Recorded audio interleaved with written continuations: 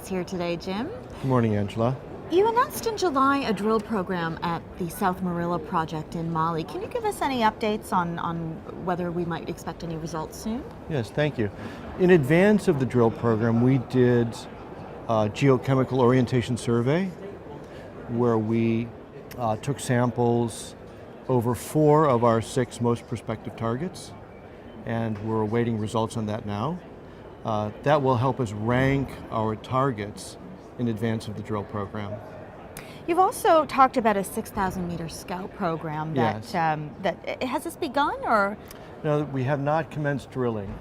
The South Marilla concession is fairly large, 150 square kilometers. For us at this stage, it's quite important to rank the drill targets because with 6,000 meters that will allow us scout drilling. And what are you expecting to target? We have 2 primary targets. One is in the category of anomalous zones that had previously been drilled where we're going to go back and do more intensive drilling.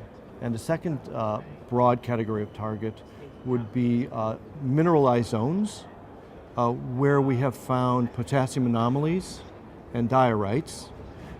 The particular combination where other companies in the Marilla district have found a lot of success. Do you have any plans to do an initial resource on the property? And if you do, how much initial drilling is needed to create that resource? Yeah, that's a good point. We would like to, but I defer to our geotechnical team on how much drilling we would need following the scout drilling for that initial resource. I guess it depends in part on the results.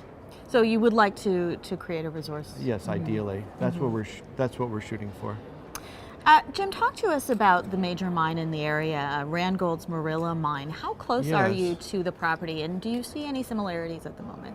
Yeah, that's a good question. So Randgold's Marilla Mine is about 10 kilometers north of the South Marilla concession, which we own 100% of. And Randgold pulled several million ounces of high-grade gold, and it was one of the reasons the Marilla district is viewed by our company and others as a very good address. The geology is the same. It's Birimian green schist running in north by northwest ribbons.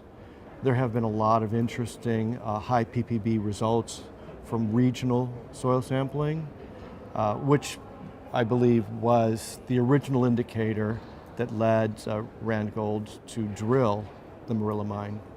What about other neighbors in the area? Are there any other mines in production? Do you have projects nearby at an advanced stage? So the Marilla district, as well as southern Mali, have quite a few large discoveries, multi-million ounce discoveries, and mines.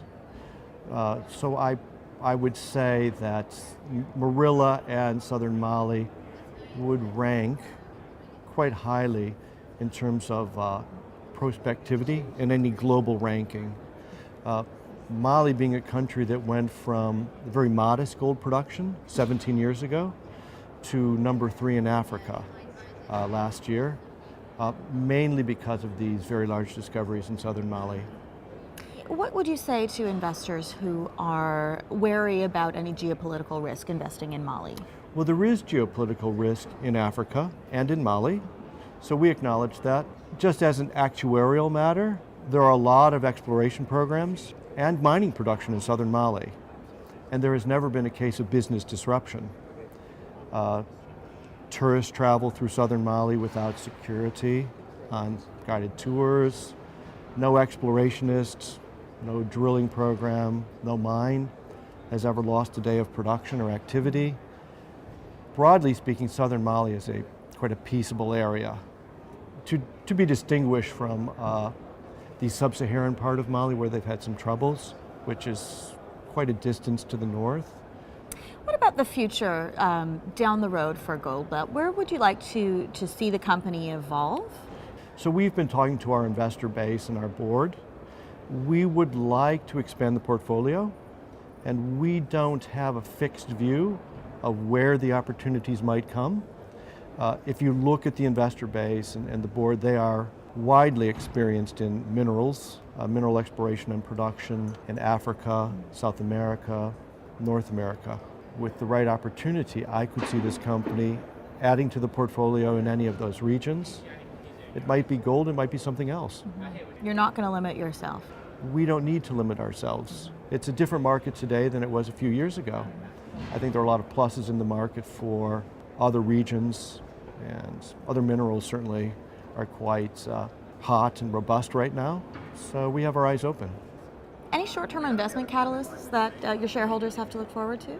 Yeah, I think in addition to the geochemical results, we will probably be expanding the Goldbelt team with some new talents, which I think will dovetail with what I just mentioned, being expanding the portfolio, being open to perhaps some new opportunities on the horizon.